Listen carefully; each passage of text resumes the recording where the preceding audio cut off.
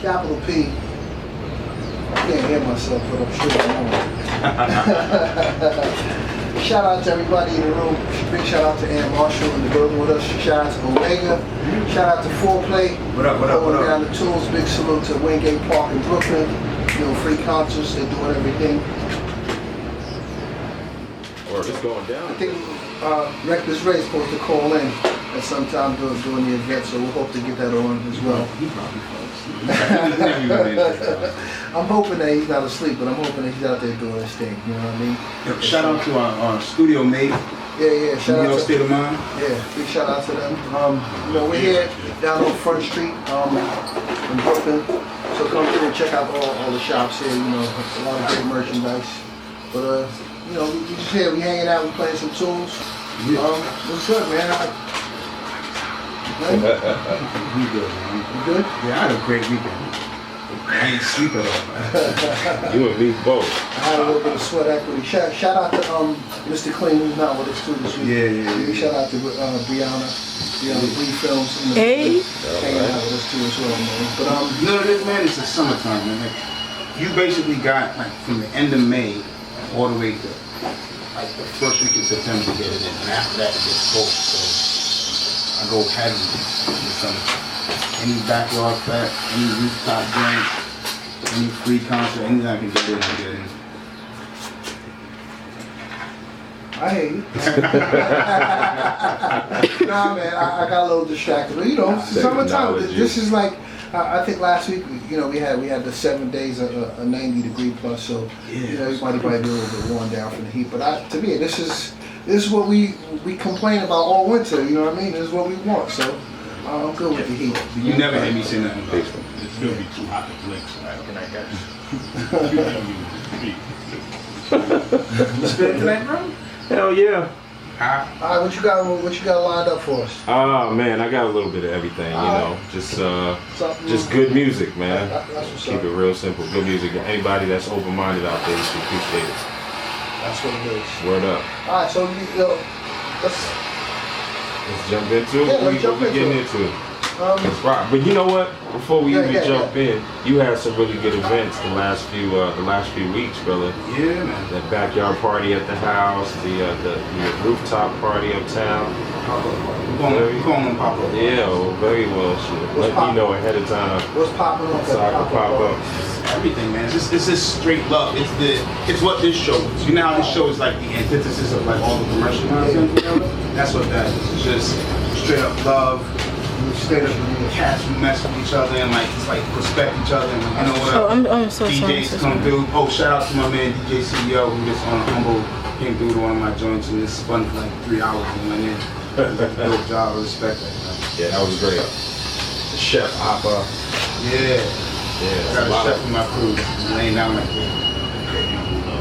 Yeah, my man came up with, we went to a barbecue, he came out with like kale and watermelon salad. I was like, shit blew my mind. Stuff you really respect indoors. We should get him to come and do a cooking segment. Oh, right. We take some wings or something like that. You know what I'm saying? Hey, keep it cracking. You know, look, they do it on television. Ain't no reason why we can't do it on radio. You know what I mean? Yeah. But this is the block on Capital P. We rocking with my man Omega, Aunt Marshall in the building. Foreplay. Let's get it, man. Let's do it. BBoxradio.com. Mellow Mondays. Everybody out at Wingate, you know what I'm saying? Hanging out doing their thing. Like I said, we're supposed to get a call, but I don't know if that's gonna happen. Big shout out to Omega in the building too. You know, we just here rocking, man, playing some joints. I was, you know, skimming through social media. I came across this little joint with talking about Nas is gonna be doing a fellowship at Harvard. And I thought to myself, you know, hip hop has come such a long way, man. You know, and I feel kind of proud to be part of that history. He's one out of many, you know, it's a long time due. Yeah. Especially an artist of the caliber of Nas, right? I think it goes in line with poetry. Like, yeah, I think you were saying off the top that like they did the Tupac joint out at In Berkeley, yeah. Berkeley. Yeah. Who else? Bun B. University of Houston. But I think Harvard kind of speaks for itself. You know, and I want to say shout out to also everybody up at Cornell has a really dope hip hop archive that you should definitely go out and check out if you get a chance to. I forgot where he teaches, but Ninth Wonder also is a professor at university as well. In Yeah. Chicago? Must be somewhere in Chicago. I don't know where it's at, but Ninth I Wonder. heard it's actually a pretty good class. Oh, shout out to my man Tahir, who does hip hop and culture and urban culture curriculum over in Harvard. Yeah. So shout out my man. You know, it's such a weird, not weird thing, but hip hop is such a broad spectrum of ideas, you know, language. You know, it encompasses everything: lifestyle, fashion, Right. and like what I'm thinking about is just, you know, from the early stages of development in terms of where hip hop has come from. I think now it's just so much part of everyday life that we take it for granted in a lot of ways. Yeah, culture-wise. Yeah. Well, I mean, the way I look at it is, listen, when we we still love it, but when we first got upon it, it was still a fledgling art. You know what I mean? It wasn't 10 years old yet, you know? And so now, at this point now, it's like 30 years in, 30 plus years in. There's a lot of catalog, there's a lot of content, there's a lot of ways to slice it up and analyze it. And that's what you're seeing right now. That's why you're seeing more of an academic spin on it. Just one thing. It isn't just one thing anymore. You know, it's definitely a broad spectrum of ideas, talent, and just stuff that comes up from the streets or wherever it is. You know, it's such a beautiful thing. And you know, like I said, I'm always a big fan of what hip hop is doing. I think for me, you know, being where I am in this state of mind, and just enjoying what the culture has to offer, new and old, you know. But just definitely salute to the new, but big love and respect to the cats who came before and paved the way. Well, one thing that has to happen is You know? that people have to keep that passion. Yeah. That enthusiasm to just wake up and like, you know what, I love hip hop, and they live that. Go ahead. I think that's coming back. I think what we're. I don't know what you think, Ant, but I'm seeing a revolution right now.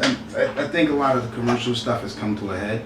You know, don't get me wrong, it has its place and people love it, but more and more and more I'm hearing people saying, I really can't do this. And they're looking for the quality, they're looking for the raw, like, you know, the soul, whatever. And you're seeing a lot of artists come out now and doing it. I mean, just the artistry of it, you know, back to the lyric play. Even though it's always been there, it just had a different form. You know? Yeah. It was more or less, this is what I'm doing, I'm that type of dude, rather than, you know, being more imaginative, more creative, even more socially conscious than before. yeah. What is also dope, you know, we had Kiana Parks on last week. Shout out, Nice. dope DJ. She's mad young.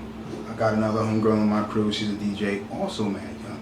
And they only mess with old school hip hop, and that's interesting to me because they wasn't even around when that was rocking. You know what I mean? Well, to me, it goes. It's even deeper than that. If you think about not street culture, but urban culture nowadays, like Jordan is still Right. The footwear is still revolution. You know, everybody wants Jordans, and I see cats now that don't even know, like they haven't even seen Jordan play. You know what I mean? And for a cat like me who has that hatred for Jordan, you know, I'm a New York cat. I ain't really rock with Jordan like that. He ain't played for my team, but you know, all love and respect to him as far as the talent is concerned. But you know, to me, it's really fascinating. The cats who never really rocked Jordans, you know, not rock Jordans, but didn't come up in a time where Jordan was really relevant to them. Don't have the emotional nostalgia to attach to it. Just somebody told them, hey, you should be rocking this. This is dope, and they ran with it. Sidebar, as a Knicks fan, do you feel salty that Spike Lee, who's the #1 Knicks fan, actually is the one that catapulted Jordan to that? Not really. You know, I just think that's just part of the way that you know, stuff happens. You know. Yeah. It's called brand marketing at its finest at that level. You know.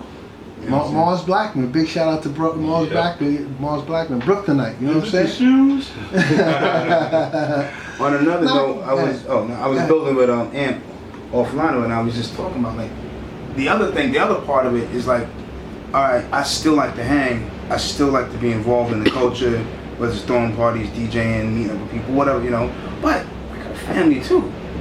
I got, and I got responsibilities, and it's like it's a very hard thing to separate. You know what I'm Shout saying? out to all wifeys listening right now. Exactly. For real, man. Yeah. It's because like Wives, not even just wifey. yeah, straight up wives. Real talk. I still home with my kids today because they were sick. You know what I mean? And I still have to. I had to work from home, but also prepare for tonight and line up some other stuff. Like it's just trying to get all that stuff together was But crazy. that's the beauty. That's the beauty of what growing up is. You know, you still get get the opportunity, you know, to do what you love, and you know.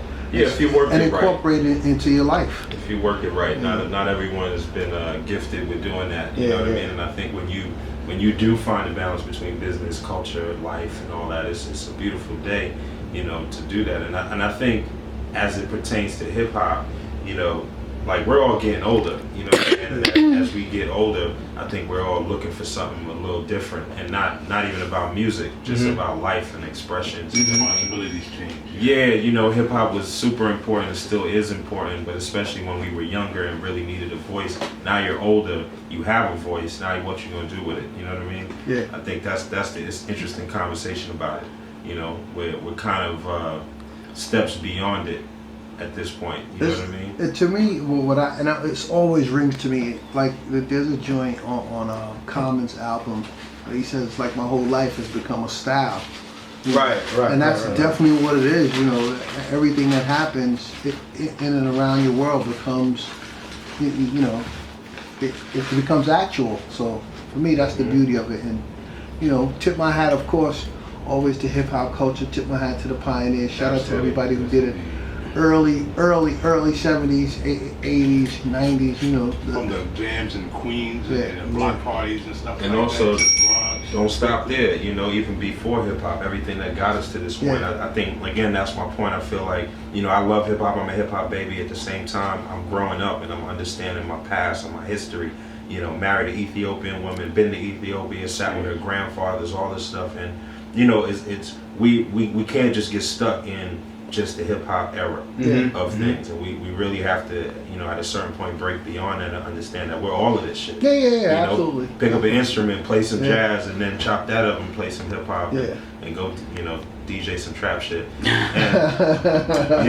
And I think that brings it all full circle. And that's real. Listen, you look on my laptop. I got trap music. I got booty music. You gotta have all. I got Beethoven on there. I got Bachata. You gotta have a little bit of everything. I mean, when you take it back to those days of hip hop, it wasn't just hip hop they were playing. No, they were playing some other music to get to what we call hip hop now. You know, so I feel like in a sense we are getting back to this free spirited point of music where we're listening to everything. Like the girls you're talking about, like they're just switching back and forth, even though they do have a really good mind state when it comes to like quote unquote real hip hop. Right. But you know they know when to check it up. Yeah, exactly. But that was the beauty of it from its inception. It was always all inclusive. You know, it was all embracing.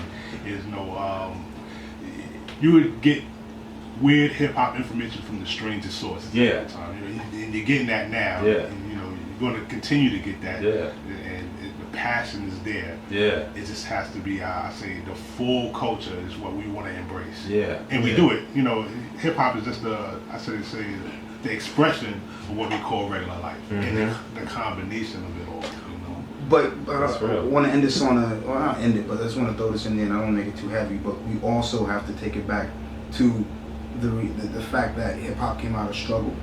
Yeah, absolutely. Right? And it came from people who were disenfranchised and, you know, trying to find their way and whatnot. And we're still there right now. And I think, I don't want to, you know, the Trayvon thing, I think, made people realize, like, yeah, you know, we might have a black president and we might have some nice jobs and we made some money and whatnot, but it ain't sweet.